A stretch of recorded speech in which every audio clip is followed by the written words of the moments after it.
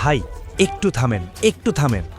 আজকে সকালে রিয়াল মাদ্রিদের ট্রেনিং সেন্টারের বাইরে যা হইছে সেইটা একটু জানেন। ভিনিসিয়াসকে নিয়ে গত কয়দিন ধরে কি হইতাছে সেইটা তো সবাই দেখতেছেন।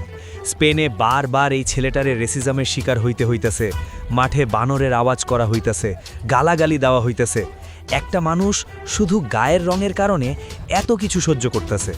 এখন এই পরিস্থিতিতে একজন খেলোয়াড় মানসিকভাবে ভাঙ্গা পড়তেই পারে, কিন্তু আজকে সকালে মাদ্রিদের ফ্যানরা ট্রেনিং গ্রাউন্ডের বাইরে ব্যানার টাঙাইছে, লেখা আছে নো টু রেসিজম।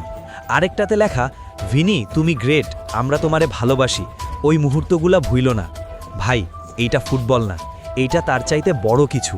যখন পুরা দুনিয়া একজন ছেলেরে তার রঙের জন্য ছোট করতে চায়, তখন তার নিজের ঘরের মানুষগুলা রাস্তায় নাইমা বলতাছে আমরা তোমার পাশে আছি।